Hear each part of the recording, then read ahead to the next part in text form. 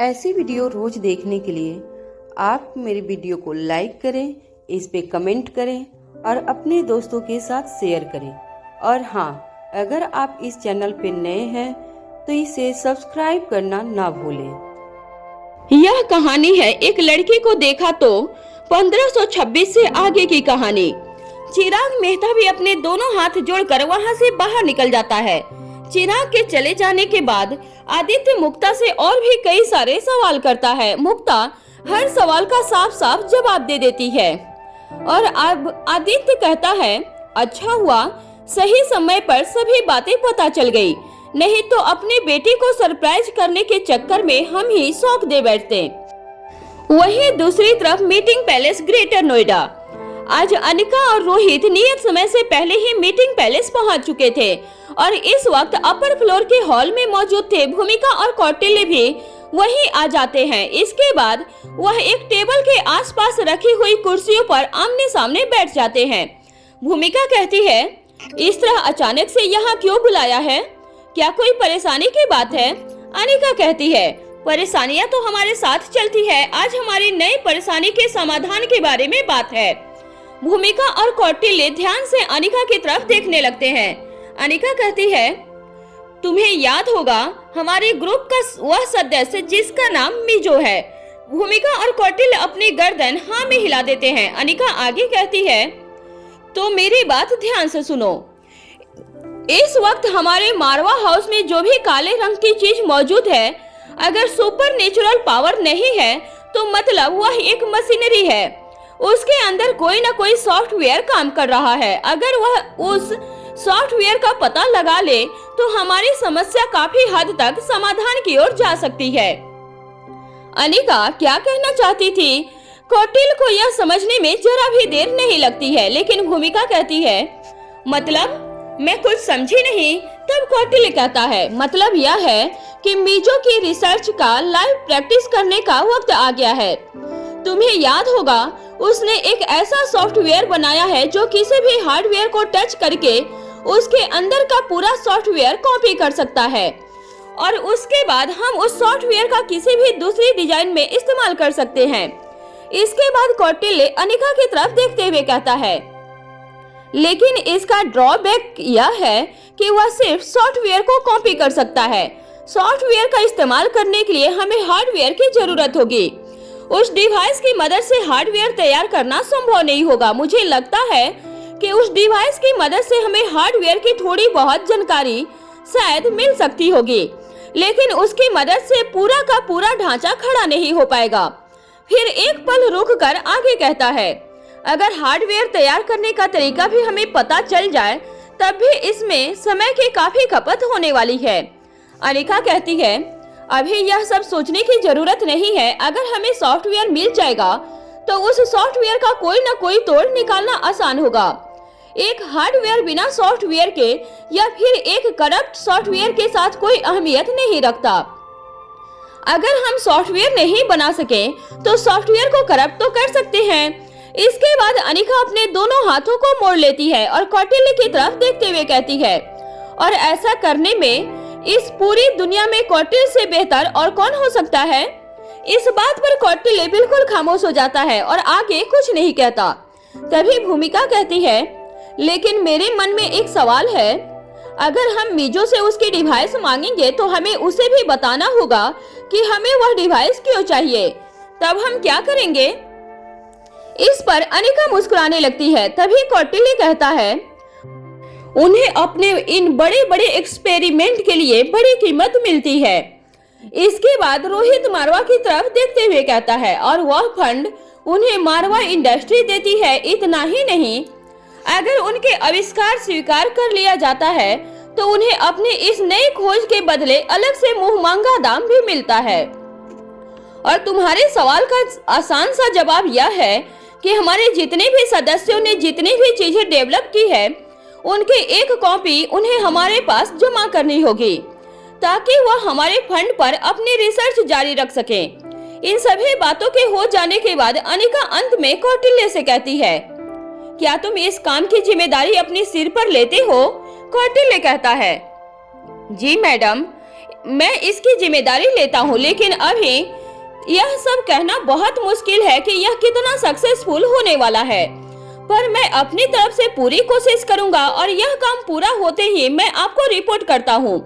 वहीं दूसरी तरफ दमयंती देवी के किला में दोपहर के वक्त की चिलचिलाती धूप थी। इसी आग उगलती धूप में खुले आसमान के नीचे दमयंती देवी अपने दोनों हाथ पीछे करके खड़ी थी और उसके सामने उसके 15 सिपाही लंबे लंबे घूंघटों में अपने हाथ बांधे हुए खड़ी हुई थी और वहीं उनमें से 2 कदम दूर बाबू राव भी खड़ा था।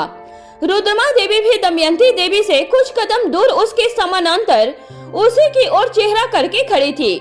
सभी अपनी गर्दन झुकाए खड़े थे। दमयंती देवी अपनी बड़ी बड़ी आंखें दिखाते हुए उन सभी पर गरजते हुए कहती है, तुम लोगों के ऊपर एक छोटा सा काम डाला गया था और तुम लोगों से वह काम पूरा नहीं हुआ। 5 दिनों में तुम एक ऐसा इंसान नहीं ढूंढ पाए जो हम अपने साइंटिस्ट को दे सकें। क्या तुम लोग इतने भी काबिल नहीं कि यह जरा सी सूचना हासिल कर सको? बड़े से बड़े हैकर्स की फौज इकट्ठी की है हमने। क्या तुम सब में से कोई भी इतना काबिल नहीं जो इतना सा काम कर सके? दमयंती देवी की गर्जना सुनकर सभी सिपाही डर से थर-थर कांपने लगते हैं। दमयंती देवी के किए गए काम को पूरा न कर पाने की सजा मौत थी। तभी दमयंती देवी आगे कहती है, अगर आज लच्छू हमारे पास मौजूद होती तो हमें यूं निराश नहीं होना पड़ता। दुनिया की मजबूत से मजबूत सुरक्षा दीवार को तोड़कर वह हमारे लिए आंकड़े चुरा कर लेती है और हमें बता देती है कि हमें हमारी जरूरत का इंसान कहाँ मिलेगा। तभी डरते डरते एक सिपाही कहता है, माँ साहब हमें कुछ और वक्त दीजिए, हम अपनी तरफ से पूरी कोशिश कर रहे हैं। हमें विश्वास है कि जल्दी ही कोई न कोई काम की जानकारी जरूर हासिल कर लेंगे।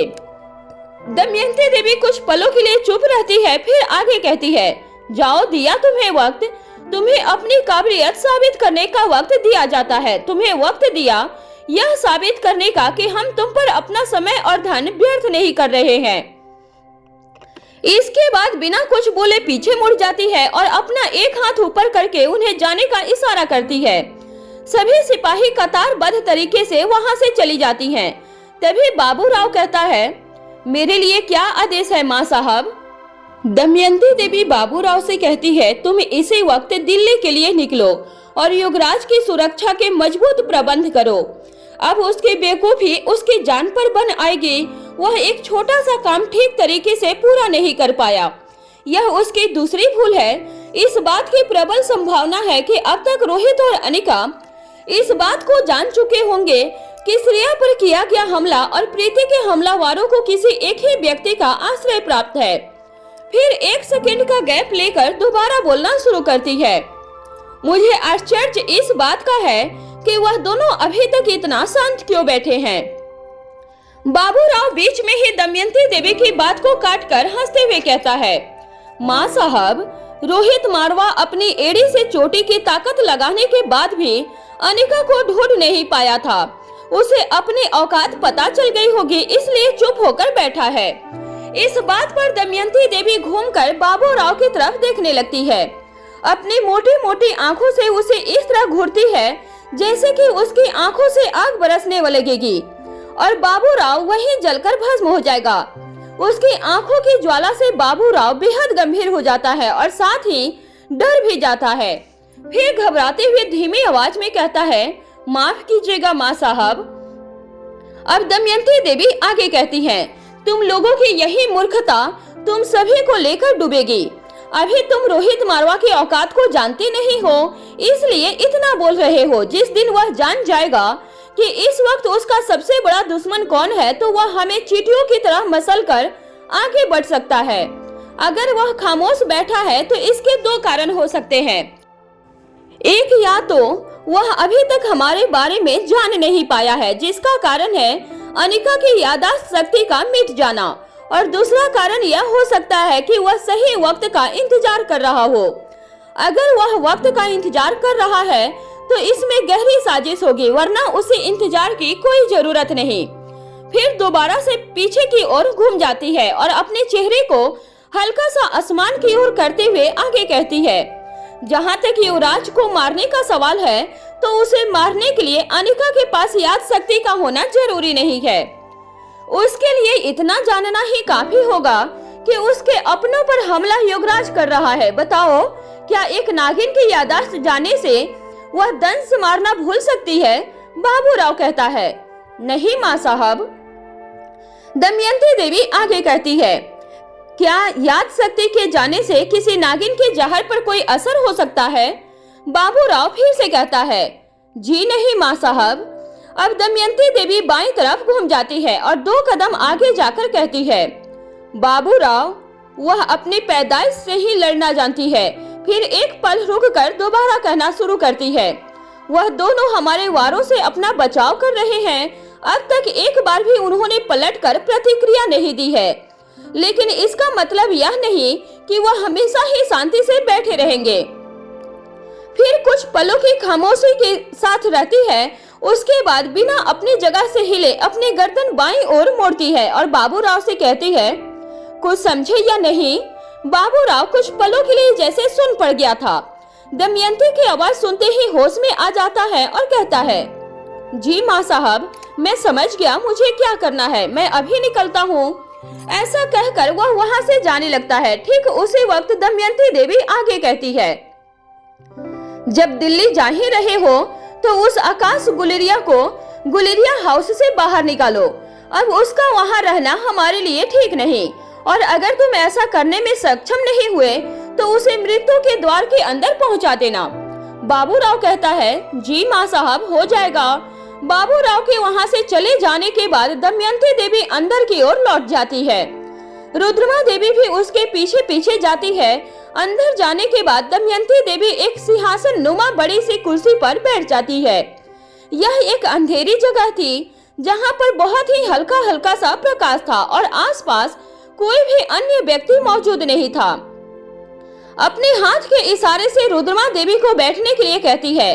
उसके इशारे पर रुद्रमा देवी भी वहीं उसके पास ही एक कुर्सी पर बैठ जाती है। दमयंती देवी अपने हाथ के अंगूठे और तर्जनी उंगली से यू आकार बनाते हुए उसे अपनी ठोड़ी पर रख लेती है। फिर रुद्रमा देवी की तरफ देखते हुए कहती है, आपको क्या लगता है इस हमले का अनिका और रोहित पर क्या असर हुआ होगा? जैसा आपने कहा था मैंने बिल्कुल वैसा ही किया। अब हमें जल्दी ही अगला कदम भी उठाना होगा। रुद्रमा देवी कुछ पल खामोश रहती है और उसके बाद कहती है, किसी भी इंसान के खास लोग उसके दायां या बायां हाथ बनते हैं, लेकिन अनिका के संदर्भ में प्रीति उसका हाथ नहीं बल्कि शरीर बनकर काम कर रही है। अनिका इस वक्त बेहद बेचैन होगी। हमें अभी से दूसरे हमले की तैयारी कर लेनी चाहिए। इतने हमले करो कि वह अपने सोचने समझने की शक्ति खो बैठे। उसे इतना मजबूर करो कि वह बेबस होकर मैदान में उतर जाए और ठीक उसी वक्त उसे पकड़कर दोबारा अपने पास ले आओ। अनिका हमारे पास होगी तो रोहित मारवा भी हमारा कुछ नहीं बिगाड़ पाएगा। पिछली बार हम उस अनिका का मुंह खुलवा पाते, उससे पहले ही वह हमारी सीमा से बाहर निकल गई, लेकिन इस बार उसे इतना वक्त नहीं मिलेगा।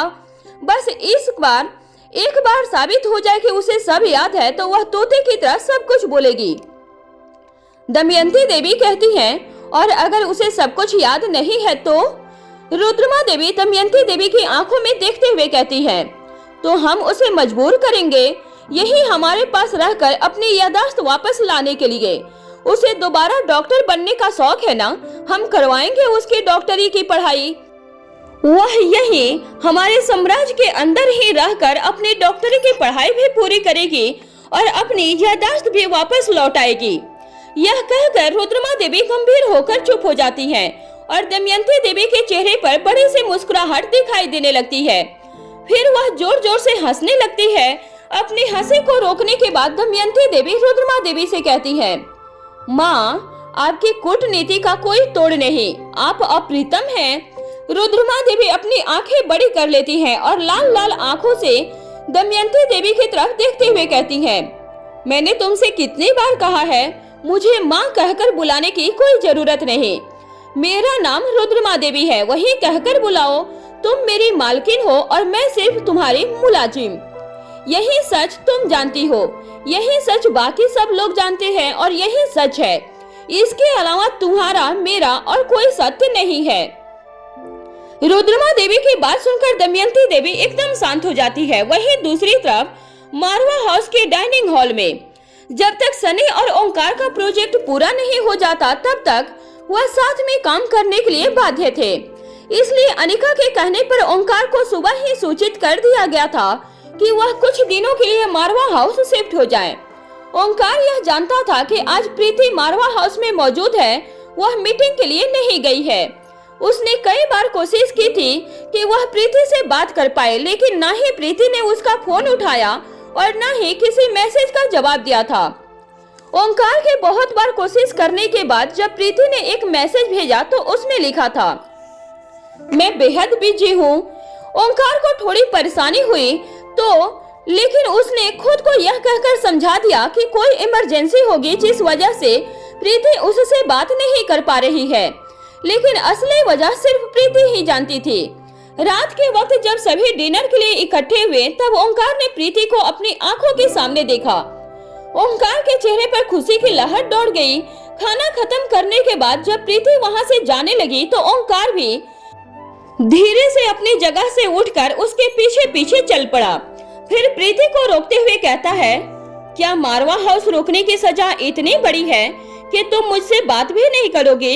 अगर मुझे पता होता कि मेरा यहाँ आना तुम्हें अच्छा नहीं लगेगा तो मैं यहाँ बिल्कुल नहीं आता। अब ओंकार प्रीति का रास्ता रोककर उसके सामने आकर खड़ा हो जाता है और फिर कहता है, मेरी ही गलती है, मुझे पहले तुमसे एक बार पूछ लेना चाहिए था।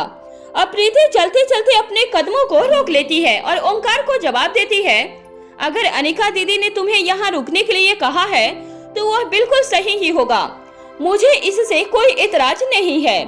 ओंकार मुस्कुराकर पूछता है, फिर तुम मुझसे बात क्यों नहीं कर रही हो? बात करना छोड़ो, मेरी तरफ देख भी नहीं रही हो। प्रीति कहती है, मैं बहुत थक गई हूँ, शायद इस वजह से तुम्हें ऐसा लग रहा होगा। ओंकार आगे कहता है, कुछ वक्त मेरे साथ रुको, तुम्हारी सारी थकावट दूर हो जाएगी। प्रीति उखड़ा हुआ सा जवाब देती है, थकावट आराम करने से दूर होगी। जितना अधिक वक्त इधर उधर घूमूंगी थकावट उतनी ज्यादा सिर चढ़ेगी। अभी मुझे जाना चाहिए। ऐसा कहकर प्रीति बिना एक पल रुके वहां से चली जाती है। ओंकार अपनी जगह पर खड़ा होकर प्रीति को जाते हुए देखता रह जाता है। प्रीति के इस व्यवहार पर वह बेहद आश्चर्यचकित था, लेकिन कुछ देर तक अपनी जगह पर ज्यों का त्यों खड़ा था और खड़ा रहने के बाद वह खुद को समझाता है, शायद वह ज्यादा परेशान है, कोई बात नहीं, कल तक उसका मूड ठीक हो जाएगा, कल बात कर लेंगे। ठीक इसी वक्त पीछे से सनी आ जाता है और ओंकार के कंधे पर हाथ रखते हुए कहता है, क्या हुआ, कुछ परेशान दिखाई दे रहे हो? ओंकार अपना चेहरा लटका कर जवाब देता है, उसने जरा सा भी बात नहीं की। अब सनी मुस्कुरा कर कहता है, लड़कियों का काम होता है इतराना, बस आज उसे मौका मिल गया। इस पर ओंकार सनी की तरफ देखते हुए कहता है, वह ऐसी नहीं है सनी।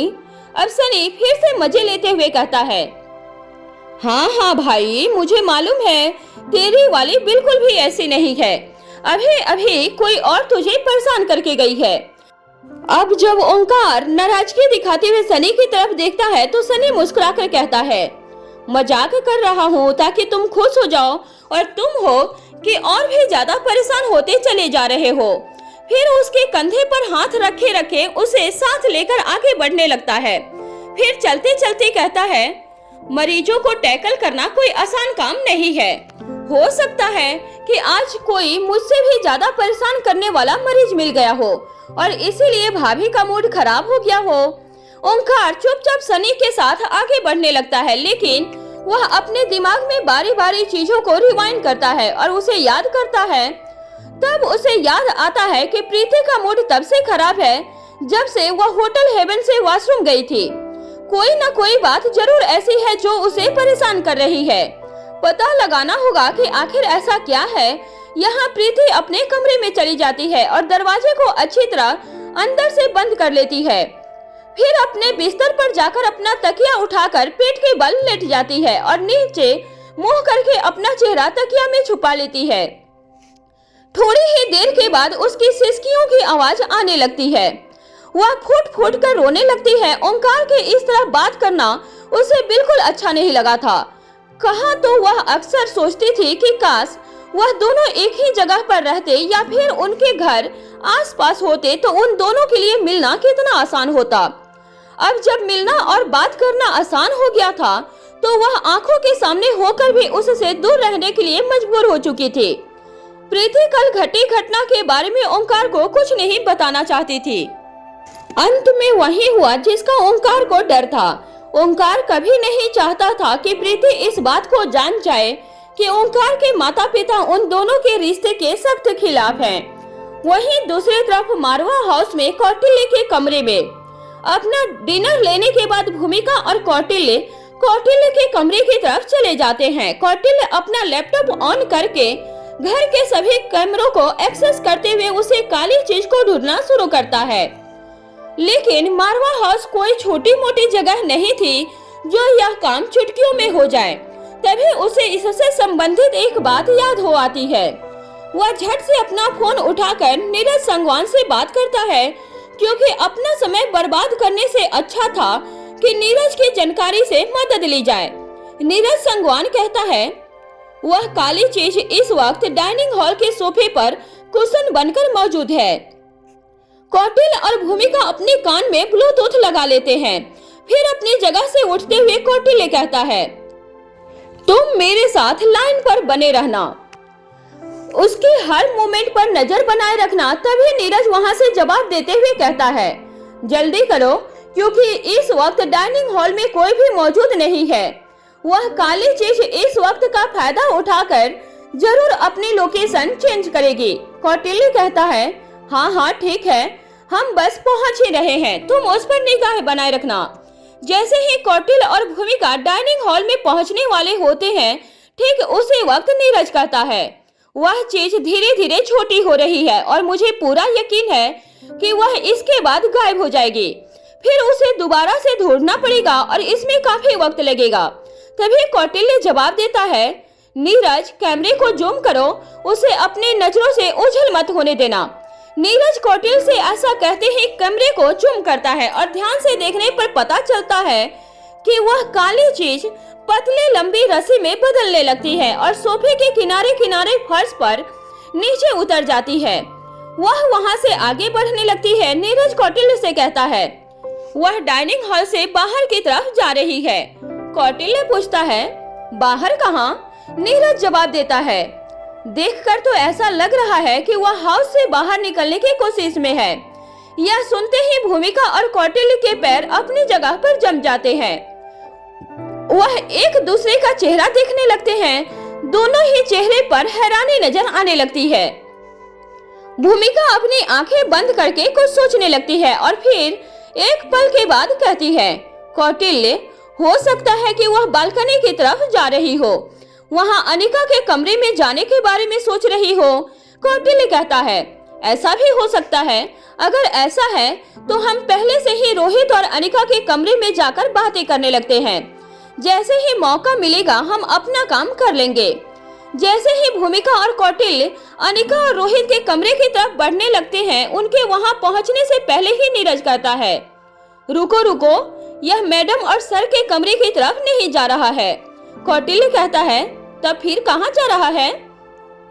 नीरज कहता है इसके रंग और रात के अंधेरे की वजह से ठीक कुछ समझ नहीं आ रहा है कि यह क्या कर रहा है, लेकिन यह बच्चों के कमरे की बालकनी की तरफ जा रहा है। कौटिल्य और भूमिका के मुंह से एक साथ निकलता है क्या?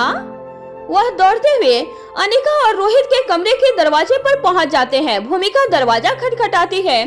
इधर जैसे ही अनिका दरवाजा खोलती है, उधर वह काली चीज बच्चों के कमरे की बालकनी तक पहुंच जाती है और उसके बाद अपने आप को एक रोबोट जैसी संरचना में बदल देती है।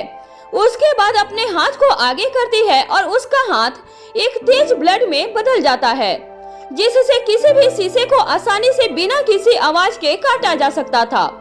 वहीं दूसरी तरफ दूर वैनिटी में मारवा हाउस से 1 किलोमीटर की दूर योगेश एक्सपर्ट हर्षिता से कहता है रुको रुको।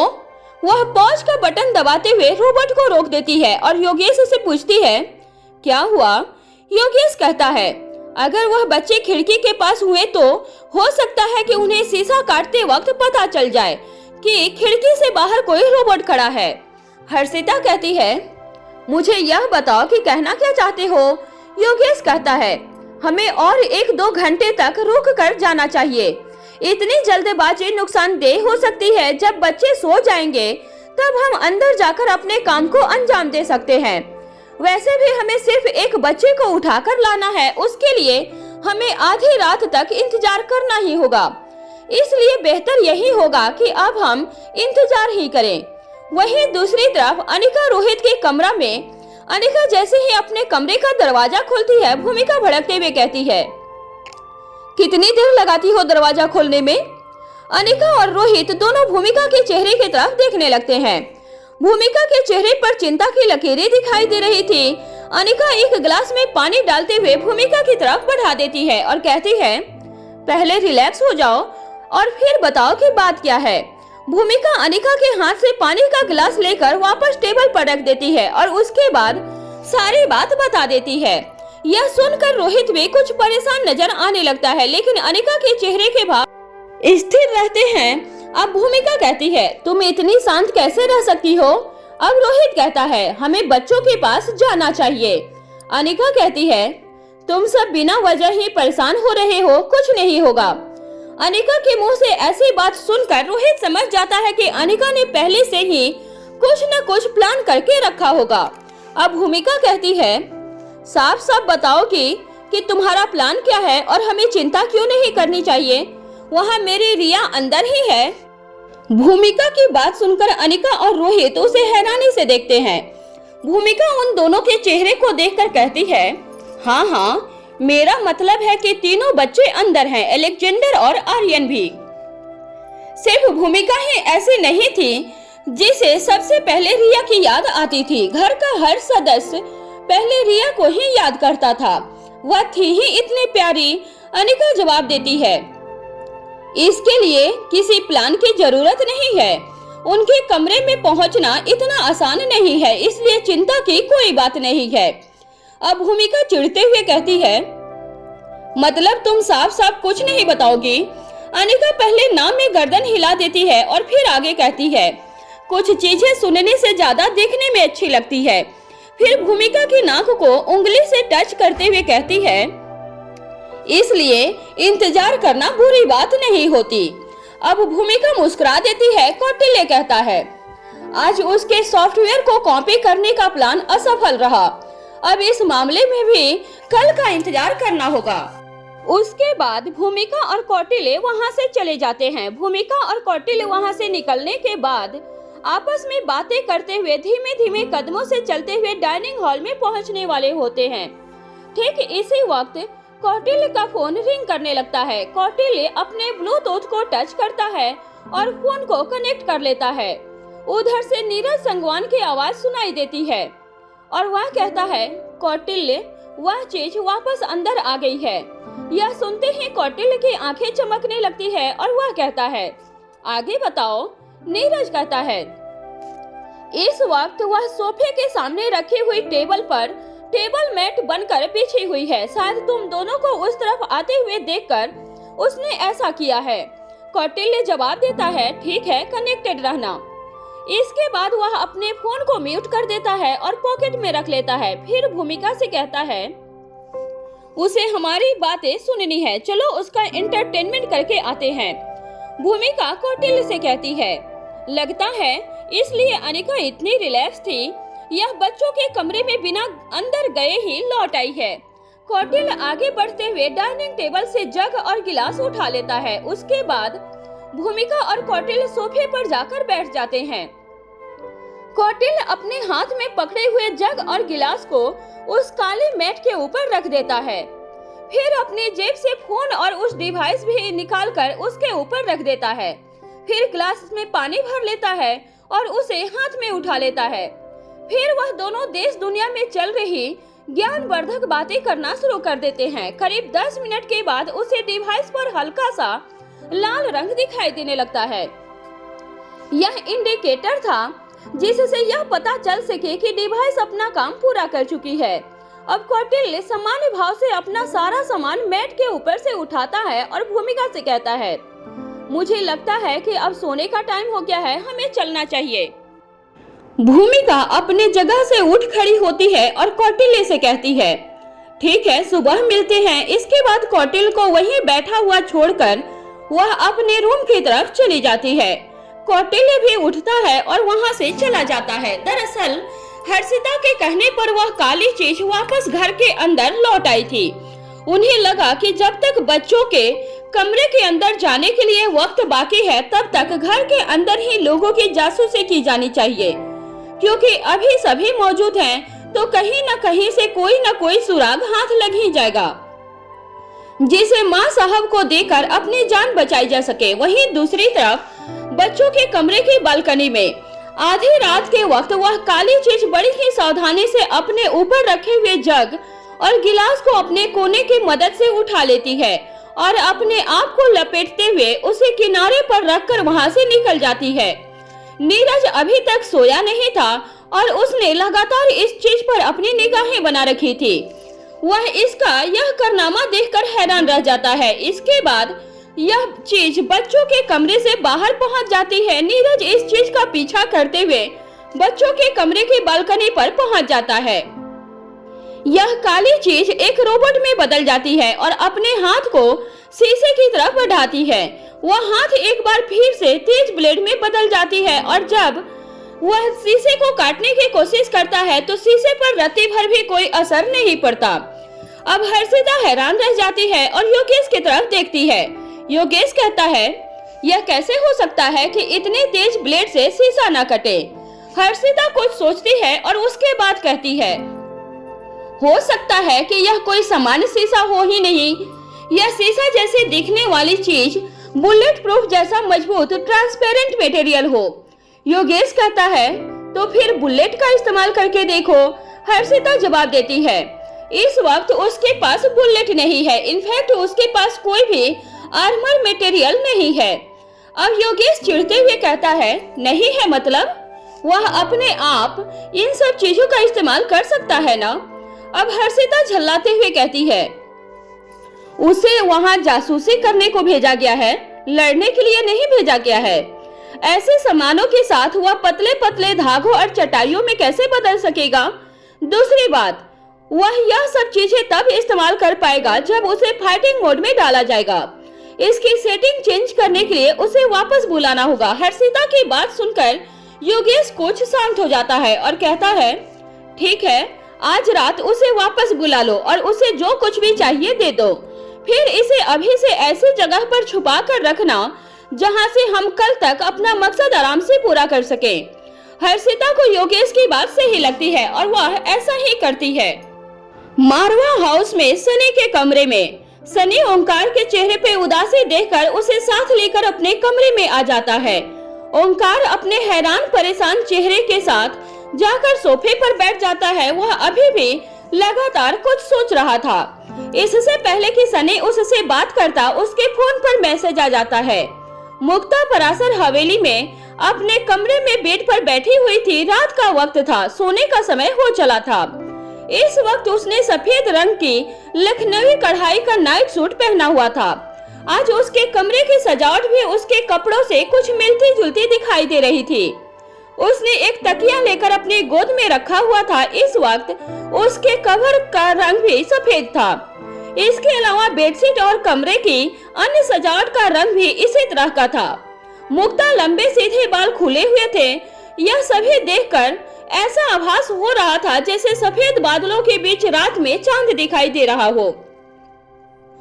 मुक्ता ने तकिए पर अपनी दोनों कोहनी टिकाकर फोन हाथ में ले रखा था और फिर खुद से कहती है, उनमें से किसी का भी ना कोई मैसेज आया ना कोई कॉल आया।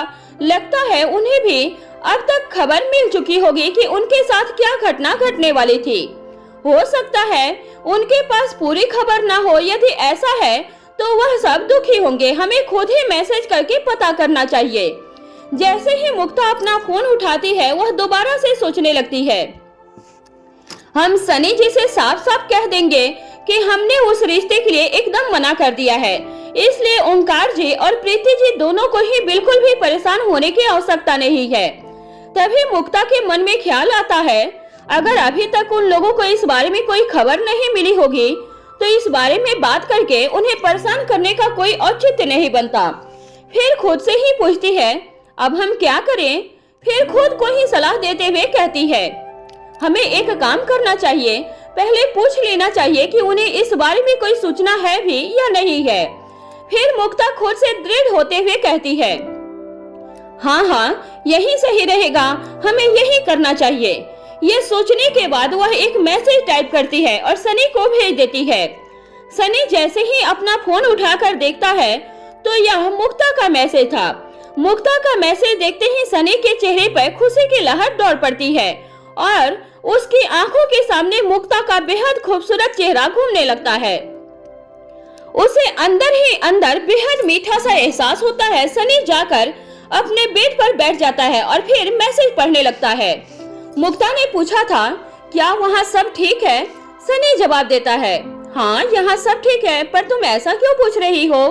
मुक्ता कहती है, क्या आपको कोई ऐसी खबर नहीं मिली जिससे आपका दोस्त दुखी हो? सनी पहले थोड़ा हैरान होता है, फिर सोचता है कि ओंकार मेरा बचपन का दोस्त है। इतनी पुरानी दोस्ती के बाद भी मैं उससे दूर रहकर उसके बताए बिना उसके मन का हाल नहीं जान पाता। और मुक्ता ने 2 दिन की दोस्ती में ही यह समझना शुरू भी कर दिया। इतना हिडन टैलेंट एक लड़की में कैसे हो सकता है? फिर जवाब लिखता है, अरे वाह, एक अच्छी डिजाइनर होने के साथ साथ तुम अंतर्यामी भी हो। तुम्हें कैसे पता चला कि वह दुखी है? मुक्ता जवाब लिखती है, दोस्तों के मन की बात जानने के लिए अंतर्यामी होने की आवश्यकता नहीं होती, बस उसकी जिंदगी में क्या चल रहा है इतना जान लेना ही काफी होता है। तभी सनी को कुछ सूझता है और वह दूसरा मैसेज टाइप कर देता है, जरूर तुम्हारी प्रीति से बात हुई होगी, क्या उसने तुम्हें बताया कि उसका मूड क्यों खराब है? अब मुक्ता हैरान हो जाती है कि सनी इस तरह का सवाल क्यों पूछ रहा है। अगर वह जानता है कि बात क्या है तो जाहिर है कि प्रीति का मूड तो खराब होगा ही। अब मुक्ता आगे लिखती है, नहीं, हमारी प्रीति जी से बात नहीं हुई, लेकिन जब इतनी बड़ी बात होगी तब मूड खराब होना एकदम सामान्य बात है। अब सनी भी थोड़ा और हैरान हो जाता है और मैसेज लिखते हुए पूछता है, तुम किस बारे में बात कर रही हो? मुक्ता जवाब देती है, हम ओंकार जी और प्रीति जी के बारे में बात कर रहे हैं। फिर सनी फिर से मैसेज लिखता है, उनके बारे में क्या बात कर रही हो? ऐसा क्या है जो तुम जानती हो लेकिन मुझे नहीं पता? मुक्ता मैसेज लिखती है, क्या आपको सच में कुछ नहीं पता? क्या हम आपको वीडियो कॉल करें? सनी जवाब देता है, इस वक्त ओंकार मेरे कमरे में ही है, क्या इस वक्त बात करना ठीक होगा? मुक्ता कुछ सोचती है और उसके बाद कहती है, हमें लगता है कि हम सभी को कल एक बार फिर से मिलना चाहिए। सनी उदासी का चेहरा भेजते हुए लिखता है, हम सभी का मारवा हाउस से बाहर निकालना बैन हो गया है, कुछ दिनों तक हम में से कोई भी बाहर नहीं जा सकता। मुक्ता पूछती है, हम में से मतलब कौन कौन? सनी जवाब देता है, हाँ, मैं, प्रीति और ओंकार। ओंकार को भी यही हमारे प्रोजेक्ट की वजह से मारवा हाउस में ही शिफ्ट कर दिया गया है। अब वहाँ पर पराशर हवेली में मुक्ता परेशान हो जाती है और अपने बिस्तर से खड़े होकर इधर से उधर टहलने लगती है। मुक्ता की दूरदृष्टि बड़ी ही सटीक थी। वह अच्छी तरह जानती थी कि यह रिश्ते वाली बात ओंकार और प्रीति के साथ साथ सनी और उसके बीच की कितनी बड़ी मुसीबत खड़ी कर सकती है। वह इस बात को लेकर अपने दृष्टिकोण को उन सभी के सामने पूरी तरह से स्पष्ट कर देना चाहती थी और बता देना चाहती थी कि इस पर उसकी क्या प्रतिक्रिया है। इसके अलावा उसके मन में यह आशंका भी थी कि न जाने प्रीति उसके बारे में किस तरह की राय बनाएगी। वह क्या सोचेगी कि एक तरफ मुक्ता सनी से मिलने की कोशिश कर रही है और रिश्ते बढ़ाने का भी प्रयास कर रही है, वहीं दूसरी तरफ ओंकार से सगाई भी करना चाहती है। तभी मुक्ता के मन में एक और बेहद डरावना ख्याल आता है, कहीं वह तीनों दोस्त यह न समझ बैठे कि हम सनी जी के साथ रिश्ते इसलिए बढ़ा रहे थे ताकि ओंकार के बारे में जान सके। फिर वह अपने ही हाथ से माथे पर टैप करते हुए कहती है, कुछ सोचो मुक्ता, जल्दी कुछ सोचो। फिर कुछ सोचने के बाद अपने फोन पर मैसेज टाइप करती है, आप सभी के बाहर जाने पर रोक है, लेकिन बाहर से किसी के आने पर तो कोई प्रतिबंध नहीं है ना। सनी मुक्ता का मैसेज पढ़कर यह तो समझ जाता है कि वह क्या कहना चाहती है, लेकिन फिर भी उत्सुकता से पूछता है, मतलब आप क्या कहना चाहती हैं?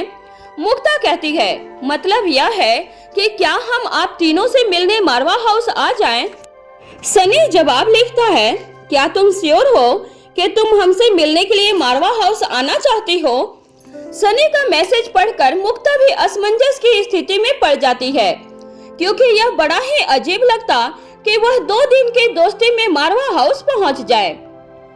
लेकिन फिर मुक्ता दोबारा से कुछ सोचती है और लिखती है, यह सब आप हम पर छोड़ दीजिए, हम सभी का मिलना बेहद जरूरी है, हम आप सभी से मिलने का कोई न कोई उपाय निकाल ही लेंगे।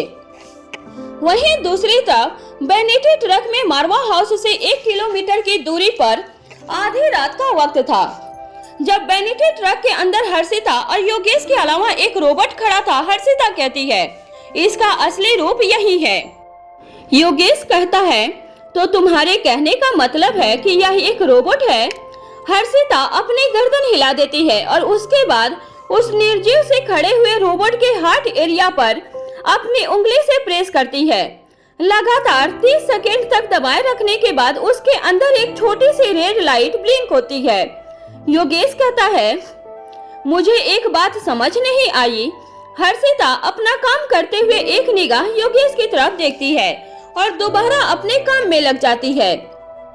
योगेश आगे कहता है, जब यह खुद किसी भी हथियार में बदल सकता है तो फिर हमें इसे सामान देने की जरूरत क्यों है? हर्षिता के चेहरे पर मुस्कान आ जाती है और वह कहती है, तुम्हारे इन्हीं सवालों से बचने के लिए मैंने ऐसा कहा था कि इसे हथियार देने की जरूरत है। फिर लंबे गहरी सांस लेकर योगेश की तरफ देखते हुए कहती है, इसे हथियार नहीं बल्कि सिर्फ हथियारों की कमांड देने की जरूरत है। उसके बाद यह अपने आप मौजूद चीजों का ही इस्तेमाल करके खुद को मिली हुई कमांड को पूरा कर सकता है। दरअसल मैं भी इसे पहली बार ही प्ले कर रही हूँ। मैं नहीं चाहती हूँ कि मेरी किसी भी गलती की वजह से हम किसी भी बड़ी मुसीबत में फंस जाएं। इसलिए मैंने इसके कुछ फंक्शन डीएक्टिवेट कर दिए हैं, लेकिन अब जरूरत है तो वही सब फंक्शन एक्टिवेट करने के लिए, और उसे यहाँ पे बुलाया गया है। उसके बाद दोबारा से अपना काम करते हुए कहती है, और अब प्रैक्टिकल करने के बाद मुझे खुद पर भरोसा हो गया है कि मैं इसे अच्छी तरह चला सकती हूँ। यह अपने कमांड पर कैसे काम करता है यह अब तक हम दोनों की आंखों से देख चुके हैं। हर्षिता रोबोट की आंखों में देखते हुए कहती है, जाओ विविधकार और वह कर दिखाओ जिसका हमें इंतजार है। ऐसा कहकर वह फिर से उसके सीने पर 30 सेकंड के लिए बटन दबाती है और वह एक्टिवेट हो जाता है। रोबोट को वहां से रवाना कर देने के बाद हर्षिता दोबारा से अपनी निगाहें स्क्रीन पर टिका लेती है और उसकी एक्टिविटी को कंट्रोल करते हुए उसे आगे बढ़ाती है। ठीक इसी वक्त योगेश पूछता है, क्या यह उस शीशे को तोड़ पाएगा? हर्षिता मुस्कुराते हुए योगेश की तरफ देखती है और कहती है, हमें बिना किसी आहट के बच्चा उठाकर लाना है, नहीं तो वह एक साथ मारवा हाउस के सिक्योरिटी गार्ड की फौज को उठाकर यहाँ ला सकता है। तुम शीशा तोड़ने की बात कर रहे हो? यह तोप बनकर मारवा हाउस की मजबूत मोटी दीवारों को भेद सकता है। आज की रात ऐसी रात है जिसने सबकी नींद उड़ाई हुई थी। प्रीति अपने कमरे में और ओंकार के बीच में आई हुई इस नई मुसीबत की वजह से दुखी थी, तो वहीं ओंकार प्रीति के दुख से दुखी था। सनी इस उधेड़-बुन में था कि मुक्ता यहाँ कैसे आएगी, और अगर वह यहाँ आ गई तो वह सबको क्या जवाब देगा। वहीं कौटिल्य स्क्रीन पर आंखें गड़ाए हुए बैठा हुआ था और विविध गाय के सॉफ्टवेयर के हर बारीकी से बारीक बिंदु को समझने की कोशिश कर रहा था। जितना जितना उसे समझने की कोशिश करता उतना उतना उलझता चला जा रहा था। वहां हर्षिता और योगेश की नींद इसलिए उड़ी हुई थी क्योंकि आज वह माँ साहब का आदेश पूरा नहीं कर पाए थे। अब आने वाले कल का सारा कृत पूरी तरह से रोबोट विविधकाय पर निर्भर करता था। वहीं रोहित यह समझने की कोशिश कर रहा था कि अनिका ने बच्चों की सेफ्टी के लिए कौन सी सेफ्टी वॉल खड़ी की है या फिर उसने काली चीज के लिए कौन सा जाल तैयार किया है। इन सब बातों से बिल्कुल बेफिक्र अनिका बिशु और सौम्या के बारे में सोच रही थी।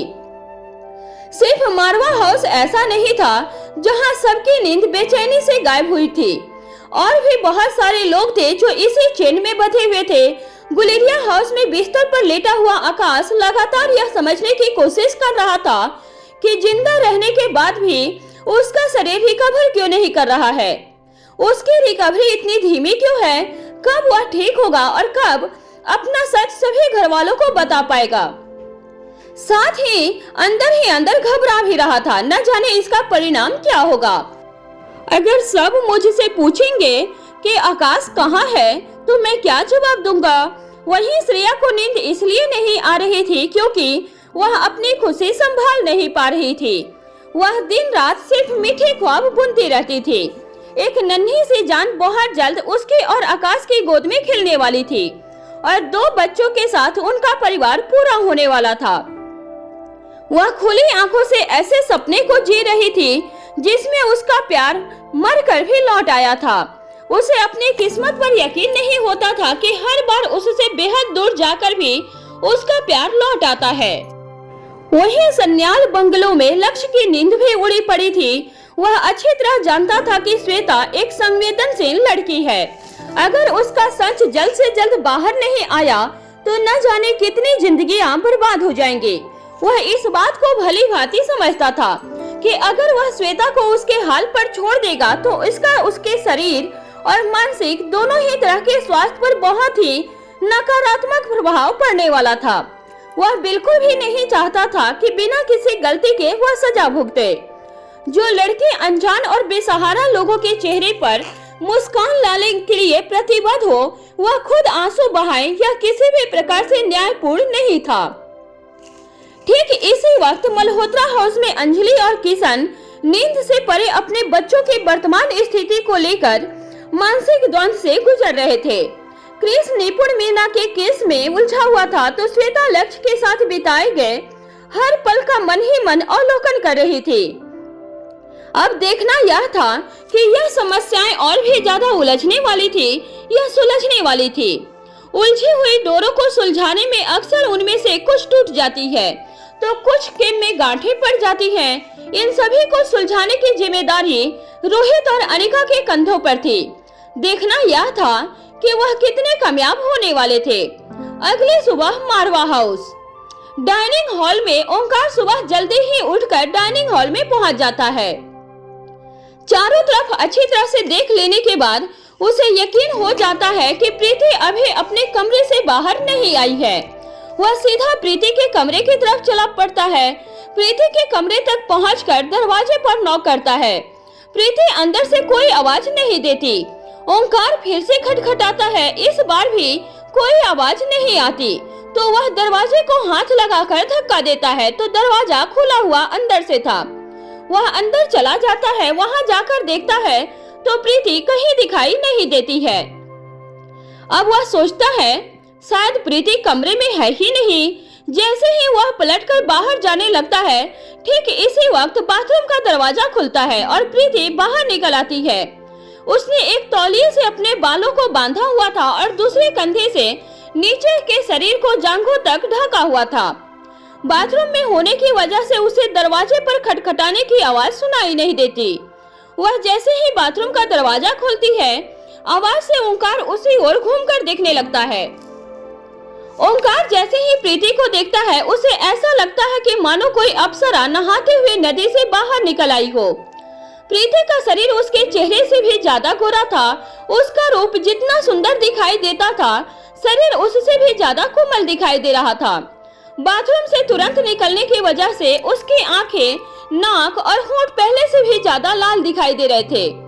हाथों की हथेलियों पर और पैरों के तलवे के आसपास भी लालिमा छाई हुई थी। आंखों की गीली पलकों की वजह से वह पहले से भी ज्यादा खूबसूरत दिखाई दे रहे थे। जैसे ही प्रीति अपनी आंखों के सामने ओंकार को देखती है वह वापस बाथरूम के अंदर चली जाती है और दरवाजा बंद कर लेती है। फिर गुस्से से कहती है, किसी के कमरे में आने का यह कौन सा तरीका है? प्रीति को बाथरूम के अंदर वापस जाते हुए देखकर ओंकार अपना चेहरा दूसरी तरफ कर लेता है। बाथरूम के दरवाजे की तरफ पीठ किए हुए ओंकार उतने ही ज्यादा प्यार से जवाब देता है, मैंने दरवाजा खटखटाया था, जब कोई आवाज नहीं आई तो अंदर आ गया। प्रीति उतना ही अधिक गुस्सा दिखाते हुए कहती है, अगर आवाज नहीं आएगी तो किसी के भी कमरे में घुस जाओगे? ओंकार बड़ी ही मासूमियत से कहता है, यह किसी का भी कमरा नहीं है, यह तुम्हारा कमरा है और दरवाजा खुला हुआ था इसलिए मैं अंदर आ गया। अब प्रीति आंख बबूला होते हुए कहती है, मतलब किसी भी लड़की के कमरे का दरवाजा खुला होगा तो तुम अंदर चले जाओगे? ओंकार बेहद शर्मिंदा होते हुए कहता है, तुम मेरी बातों का गलत मतलब क्यों निकाल रही हो? मुझे नहीं पता था कि तुम बाथरूम में हो और इस हालत में बाहर निकलने वाली हो। अच्छा बाबा, आई एम सॉरी। अब दरवाजे के अंदर से ही लड़ती रहोगी या बाहर भी आओगी? प्रीति कहती है, बाहर तब आऊंगी जब तुम यहाँ से बाहर निकलोगे, तुम इस कमरे से बाहर जाओ। ओंकार कहता है, मैं बाहर बिल्कुल भी नहीं जाऊंगा, जब तक मैं तुमसे बात नहीं कर लूंगा मैं यहाँ से हिलूंगा भी नहीं।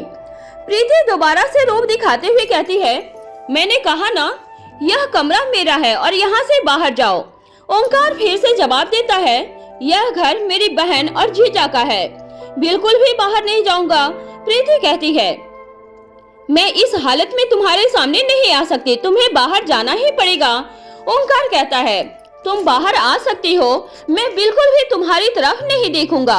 अब प्रीति गुस्से से अपनी मुट्ठी बाथरूम के दरवाजे पर दे मारती है। उसके बाद भी जब ओंकार अपनी जगह से नहीं हिलता तो वह अपना हाथ अपने सिर पर दे मारती है। 2 पल के लिए वहाँ खामोशी छाई रहती है। उसके बाद वह ओंकार से कहती है, क्या तुम मेरे कपड़े उठाकर दे सकते हो? ओंकार प्रीति के बेड की तरफ देखता है, उस पर प्रीति के कपड़े रखे हुए थे। वह उन्हें उठाता है और अपनी आंखों पर हाथ रखते हुए उन्हें प्रीति के बाथरूम के पास जाकर आगे की तरफ बढ़ा देता है। प्रीति अपने कपड़े पकड़ लेती है और ओंकार प्रीति का हाथ पकड़ लेता है। फिर बिना प्रीति की तरफ देखे ही उससे कहता है, अगर मैं तुम्हें ना छोड़ूं तो? प्रीति कहती है, किस अधिकार से इस हाथ को पकड़ रहे हो? प्रीति का इतना कड़वा जवाब सुनते ही ओंकार उसके हाथ को छोड़ देता है। प्रीति थोड़ी देर के बाद बाहर आती है। वह अब कहती है, क्या तुम मुझे बताओगे कि दुनिया के सारे काम छोड़कर तुम सुबह सुबह यहाँ क्या लेने आए हो? ओंकार कहता है, तुम मुझसे इस तरह बात क्यों कर रही हो जैसे कि तुम मुझे जानती ही नहीं? प्रीति कहती है, हाँ, मैं तुम्हें नहीं जानती और मैं तुम्हें जानना भी नहीं चाहती। मुझे तुम्हें जानना भी नहीं है। अब तुम यहाँ से जाओ, मुझे बहुत काम है। ओंकार कहता है, अगर मुझसे कोई गलती हुई है तो कम से कम बताओ तो सही, मैं उसे सुधार लूंगा। प्रीति जवाब देती है, मुझे तुम्हारी किसी गलती से कोई मतलब नहीं, और मतलब ही क्यों होगा? तुम मेरे लगते ही क्या हो जो मैं तुम्हारे बारे में सोचूं? ओंकार कहता है, यह तुम्हें क्या हो गया है? कैसी कैसी बातें कर रही हो? मैं तुमसे प्यार करता हूँ, तुम मुझसे प्यार करती हो। इसे प्यार के नाते हमारा रिश्ता है और कुछ समय के बाद इस रिश्ते पर मोहर भी होगी। प्रीति जवाब देती है, ख्वाबों की दुनिया से बाहर आ जाओ, ऐसा कुछ भी नहीं होगा, मैं तुमसे प्यार नहीं करती। ओंकार उसे मनाते हुए कहता है, करती हो, तुम मुझसे प्यार करती हो। प्रीति कहती है, नहीं करती मतलब नहीं करती, मैं तुमसे प्यार नहीं करती, पहले करती थी अब नहीं करती। ओंकार गिड़गिड़ाते हुए पूछता है, तुम ऐसी बातें क्यों कर रही हो? कुछ बताओगी भी, क्या हुआ है? प्रीति जवाब देती है, कुछ नहीं हुआ, मैंने अपनी जिंदगी में पहले ही बहुत समस्याएं झेली है। तुम्हारे जैसे इंसान से शादी करके मैं अपनी जिंदगी को नरक नहीं बनाना चाहती। ओंकार कहता है, तुम्हारे जैसा मतलब? बताओ मुझे, कैसा हूँ मैं? प्रीति दूसरी तरफ चेहरा कर लेती है और जवाब देती है, एकदम नकारे निखट्टू, जो अपना खर्चा तक नहीं उठा सकता वह अपने परिवार का खर्चा क्या उठाएगा? मैं कभी भी तुमसे शादी नहीं करूंगी। जब शादी ही नहीं करनी तो इस प्यार वार का क्या मतलब? अपने लिए कोई दूसरी लड़की ढूंढ लो। ओंकार जैसे ही आगे कुछ बोलने की कोशिश करता है, प्रीति कहती है, तुम यहाँ से जाते हो या नहीं? ओंकार फिर कुछ बोलने की कोशिश करता है। प्रीति फिर से बोल पड़ती है, मुझे तुम्हारा एक शब्द नहीं सुनना, यहाँ से बाहर निकलो, मतलब बाहर निकलो। इससे पहले कि ओंकार फिर आगे कुछ कह पाता, प्रीति अपना फोन उठाती है और दरवाजे को जोर से पटकते हुए कमरे से बाहर निकल जाती है।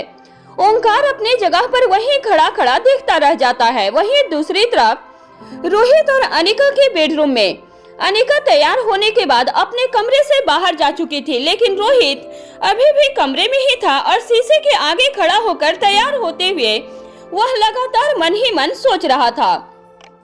अनिका ने नकली आकाश को पहचाना कैसे, और भी इसी तरह के बहुत सारे सवाल रोहित के मन में चल रहे थे। वह जल्द से जल्द अपने सवालों के जवाब अनिका से पूछना चाहता था, लेकिन पूरा दिन और रात साथ रहने के बाद भी उसके पास एक मौका ऐसा नहीं था जब वह अनिका से इस बारे में बात कर सके। तभी वह मन ही मन निश्चय करता है, जैसे ही इस काली चीज से निजात मिलेगी, मैं सबसे पहले अनिका से आकाश के बारे में बात करूंगा। वैसे तो इन सभी सवालों के जवाब अनुमान के आधार पर रोहित जानता ही था, लेकिन वह इस मामले में अनिका से एकदम ठीक जानकारी जानना चाहता था, क्योंकि यह मामला ही ऐसा था कि सही जानकारी का होना बेहद जरूरी था। ठीक इसी वक्त कमरे के दरवाजे पर खटखटाने की आवाज होती है। रोहित कम इन कहकर अपने बाल ठीक करने लगता है। यह चिराग मेहता था। चिराग मेहता गुड मॉर्निंग सर कहकर रोहित से 2 कदम दूर खड़ा हो जाता है। रोहित चिराग की तरफ देखता है। चिराग मेहता के चेहरे पर उलझन दिखाई दे रही थी। रोहित मुस्कुराकर कहता है, तुम्हारे चेहरे पर देखकर लगता है कि तुम अपना काम पूरा नहीं कर पाए, पर यह बेहद सरप्राइजिंग बात है कि चिराग किसी काम को करने को निकला हो और बिना पूरा किए लौट आया हो। चिराग मेहता कहता है, नहीं सर, ऐसी बात नहीं है, काम हो गया है। रोहित कहता है, तब फिर तुम्हारे माथे पर यह परेशानी की लकीरें क्यों? चिराग कहता है, सर बात ही ऐसी है, आप सुनेंगे तो शायद आप भी मेरी ही तरह सोचने लगेंगे। चिराग की बात सुनकर रोहित हैरान हो जाता है और सोफे पर बैठते हुए चिराग को सामने बैठने का इशारा करता है। चिराग बैठ जाता है और उसके बाद आदित्य पराशर के ऑफिस में हुई सारी घटना क्रमबद्ध से तरीके से कह सुनाता है। रोहित मुस्कुराकर कहता है, सही कहा तुमने, she has good business sense. फिर एक पल रुक कर कहता है, रोहित मारवा के साथ सौदेबाजी, क्या उन्हें पता नहीं? रोहित मारवा को अपनी बात मनवाने के लिए उन्हें सौदेबाजी की कोई जरूरत नहीं। फिर 1 सेकेंड का गैप लेकर आगे कहता है, बिजनेस के मामले में कम से कम रिश्तों को तो छोड़ देना चाहिए। तभी चिराग मेहता कहता है, छानबीन करने पर कुछ और भी बात निकलकर सामने आई है। तभी रोहित कहता है, चिराग कितना सस्पेंस क्रिएट करोगे, जो कहना है साफ साफ कहो। सबसे पहले यह बताओ, उसे मेरे साले के बदले में मेरा कौन सा भाई चाहिए? फिर चिराग मेहता के जवाब देने से पहले ही एक और सवाल पूछता है, वैसे चिराग यह बताओ कि इस बिजनेस डील के बारे में तुम्हारी क्या राय है? चिराग कहता है, सर मुझे लगता है कि आपको कोई भी डिसीजन लेने से पहले एक बार अपने छोटे भाई सनी से बात कर लेनी चाहिए। बात अभी सिर्फ दोस्ती तक ही है, लेकिन मुक्ता जैसी लड़की से उन्हें प्यार होने में ज्यादा वक्त नहीं लगेगा। मेरी जानकारी और समझ के हिसाब से मुक्ता सनी को पसंद करती है, और यह भी हो सकता है कि ओंकार और प्रीति के बारे में जानने के बाद मुक्ता ने उन दोनों की जिंदगियों को बचाने के लिए सनी से शादी करने का फैसला लिया हो। गुलेरिया परिवार के खिलाफ जाकर मुक्ता से शादी करने की हिम्मत सिर्फ मारवा परिवार ही रख सकता है, इसलिए मुक्ता ने यह प्रस्ताव आपके सामने रखने के लिए कहा हो। रोहित मारवा लंबी गहरी सांस लेकर सामने की तरफ देखता है और अपने एक हाथ पर दूसरा हाथ रखते हुए कहता है, वेरी इंटरेस्टिंग। फिर रोहित मन ही मन सोचता है, अब सनी से बात करनी होगी और मुक्ता से भी मिलना होगा। फिर चिराग की तरफ देखकर कहता है, मैं ओंकार और प्रीति की सगाई में ज्यादा देर नहीं चाहता, इसलिए आदित्य पराशर को मुक्ता के साथ आकर मिलने के लिए कहो। वहीं दूसरी तरफ मारवा हाउस में ओंकार का कमरा। सनी अपने कमरे में कई घंटों तक ओंकार का इंतजार करता रहा, लेकिन ओंकार न सनी के कमरे में आया था और न ही सनी का फोन उठा रहा था। अंत में सनी कुछ सोचने के बाद अपने कमरे से उठकर ओंकार के कमरे में पहुंच जाता है। ओंकार अपने सोफे पर भी बैक रेस्ट से कमर लगाकर बैठा था और उसी पर अपना सिर रखकर चेहरे को ऊपर की तरफ उठा रखा था। उसने अपने दोनों पैर सामने रखी हुई टेबल पर रखकर एक दूसरे पर चढ़ाए हुए थे। वह दोनों हाथ गोद में रखकर बैठा हुआ था, अपनी ही दुनिया में खोया हुआ था। उसका चेहरा देखकर आसानी से बताया जा सकता था कि वह गहरी सोच में होने के साथ साथ काफी परेशान भी था। उसकी दोनों भौंवों के बीच में सिकुड़न थी और पीछे की ओर से दोनों भौवें माथे की ओर चढ़ी हुई दिखाई दे रही थी। उसे इस बात का भी बिल्कुल एहसास नहीं हुआ था कि उसके कमरे में कोई आया है। सनी ओमकार के कमरे में दंदनाते हुए गया था, लेकिन उसे इस तरह से परेशान देखकर सनी का गुस्सा बिल्कुल शांत हो जाता है। फिर सनी उसके पास बैठकर उसके कंधे पर हाथ रखता है। ओमकार की सोच टूट जाती है और वह सनी की तरफ देखता है। इस वक्त उसका चेहरा बिल्कुल भावहीन था। सनी पूछता है, क्या इस परेशानी की वजह अभी भी प्रीति ही है? ओमकार बिना कुछ कहे सिर्फ अपनी गर्दन हाँ में हिला देता है। अब सनी पूछता है, क्या तुमने उससे बात नहीं की? अब ओमकार अपनी चुप्पी तोड़ते हुए कहता है, वह मेरी कोई बात सुनने के लिए तैयार नहीं है। सनी कहता है, लेकिन उसने अपनी नाराजगी की वजह तो बताई होगी। अब इस पर ओमकार बेहद उदास चेहरे से जवाब देता है, उसने कोई बात नहीं की और जो बात उसने कही है वह यकीन करने लायक नहीं है। सनी अपनी गर्दन को हल्का सा झुकाकर ओमकार को घूरने लगता है। 2 पल के बाद आगे कहता है, मुझे ऐसा लग रहा है जैसे कि मेरे आसपास कई सारे पजल हैं और आंखों के सामने होते हुए भी वह मुझे दिखाई नहीं दे रही है। ओमकार कहता है, मैं पहले ही बहुत परेशान हूँ, तुम गोल गोल बातें मत करो। सनी अपनी जगह से खड़े होते हुए कमरे में रखा हुआ बीन बैग उठा लाता है और ओमकार के सामने रख देता है। फिर उस पर बैठकर अपने दोनों हाथ आगे करके उससे कहता है, देखो, सबसे पहले तुम मुझे बताओ कि तुम्हारी प्रीति के साथ क्या बात हुई। इस पर ओमकार कहता है, मेरा इस वक्त कोई बात करने का मन नहीं है, तुम मुझे अकेला छोड़ दो। सनी जवाब देता है, नहीं नहीं, इस वक्त मैं यह नहीं कर पाऊंगा। अगर तुम यही चाहते हो कि मैं यहाँ से चला जाऊं तो मैं चला जाऊंगा, लेकिन सब कुछ सुनने के बाद। अब ओमकार अपनी शकल को लटकाते हुए सनी को देखने लगता है। जब सनी अपनी जगह से टस से मस नहीं होता, तब ओमकार उसके और प्रीति के बीच हुई सारी बात विस्तार से कह सुनाता है। फिर सनी कहता है, यह क्या बात हुई? तुम अपना खर्चा नहीं उठा सकते तो वह तुमसे शादी नहीं करेगी? शादी छोड़ो, प्यार भी नहीं करेगी? एक पल रुक कर सनी ओमकार की तरफ सवाल भरी आंखों से देखते हुए कहता है, क्या तुम्हें लगता है कि वह सच बोल रही है? ओमकार कहता है, मुझे लगता नहीं है, बल्कि मुझे पता है कि यह सिर्फ एक बहाना है, और वह भी मुझसे दूर होने के लिए। अगर उसे इस बात से कोई समस्या होती तो पिछले कई सालों में कभी न कभी इसका जिक्र जरूर होता। फिर मन ही मन सोचता है, अभी 2 दिन पहले ही तो वह मेरे कितने नजदीक थी। आंखें बंद करता हूँ तो अभी भी वह एहसास मेरे मन को बेहद सुकून देता है। ऐसा लगता है कि जैसे अभी भी मैं उसी पल में हूँ। उसके स्पर्श के ख्याल से ही मेरे बदन का रोया रोया खड़ा हो जाता है। जब मैं उसके बिना नहीं रह सकता तो वह मेरे बिना कैसे रह सकती है?